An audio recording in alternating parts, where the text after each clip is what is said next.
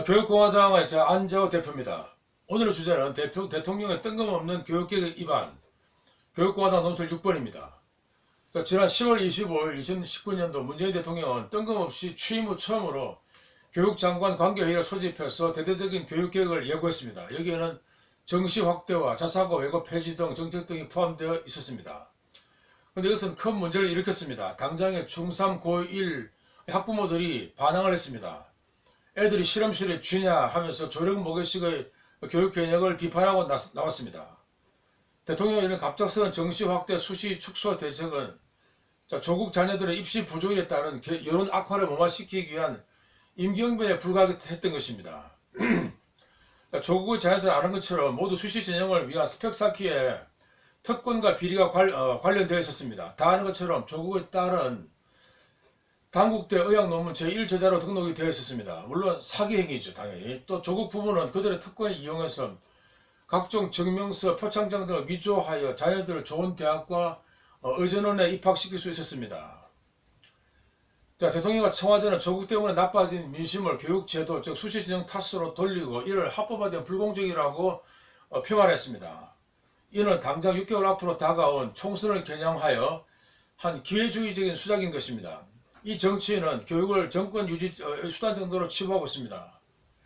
정시 모집은 수시 전형처럼 편법이나 불법은 없지만 실은 더 큰 불공정이 있습니다. 강남 지역의 사교육 파워에 노출되고 있다는 점입니다. 그래서 문재인의 우호적인 전교조마저도 정시 확대는 반대를 하고 있습니다. 우리 작은 딸 안소린이 강북지역 출신으로서도 서울대 입학할 수 있었던 것은 수시 전형, 즉 학생부 종합 전형과 자소서 등 때문이었습니다. 문재인 주장과는 정반대로 정시 확대야말로 덜 합법화된 불공정인 것입니다. 정시가 확대되면 서울 강북지역에서는 고등학교에서는 서울대 입학생이 한 명도 나오지 않을 것이 아주 뻔한 사실입니다. 결론. 문재인 정부 더 이상 선거에 유리하게 하기 위해서 위한 목적으로 교육제도를 바꾸지 말고 이 나라의 백년 대계와 학생들의 잠재력 향상을 위해서 교육을 해야 합니다. 그런데 우리 교육공화당의 입장은 수시나 정시 개편 등이 아니라 대학 입학시험 자체를 폐지하는 것입니다. 쇼킹한 것이죠. 대학 입시 폐지. 바로 독일 제도인 것입니다. 그 대신에 고등학교 졸업 성적으로 대학 진학을 사정하면 되는 것입니다. 비정상회담에 나온 그 독일인 다니엘이 말하는 것처럼 독일에서는 대학 간의 우열이 별로 없습니다. 우리처럼 고졸자도 무시 현상도 없습니다. 그 대신에 실업계 직업교육이 아주 강합니다. 또한 독일은 학원도 없습니다. 또 토요일 일요일 숙제도 없습니다. 공부하면 큰일이 나는 줄 압니다. 이런 교육 시스템을 가진 독일은 실은 중소기업의 세계 챔피언입니다. 이를 흔히 히든 챔피언이라고 하죠. 히든 챔피언. 독일 같은 경우는 대학 진학률이 30%에 불과하지만은 그 이유는 대학까지 알아도 다들 잘 벌고 잘 살 수 있기 때문입니다. 이 영상 뒤에 나오는 영상을 보시면 다니엘의 친구는 고교 나와서 직업교육 1년 받고도 잘 벌고 잘 살아서 4, 5년 후에는 큰 돈을 통장에 모았습니다. 그러나 다니엘은 석사까지 했지만 별로 돈을 벌지 못했다고 합니다. 물론 그는 한국에 와서 큰 방송으로 히트를 쳤습니다. 해방 후 70년 이상 지속되어 온 학벌주의 교육, 미국식 단선제 제도가 바로 이 헬조선의 원인인 것입니다. 입시 지옥이 조선 지옥을 만든 것입니다. 이제는 독일식의 학교제도, 즉 복선적 학교제도, 그리고 일학생 평균제 등을 실시하여 학별 차별이라는 학벌주의를 청년들로부터 해방을 시켜줘야 되겠습니다.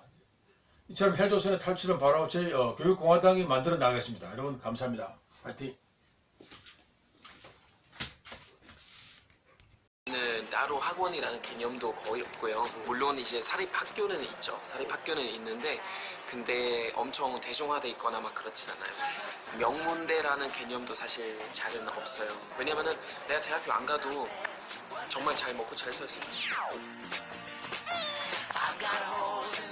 제일 친한 친구가 조종사인데 나중에 직업교육 딱 1년만 받았거든요. 근데 저는 석사까지 했는데 진짜 통장에 한 20만원 밖에 없었는데 그 친구가 이미 어느 정도 경력 한 4년, 5년 정도 쌓았으니까 정말 많이 벌었어요.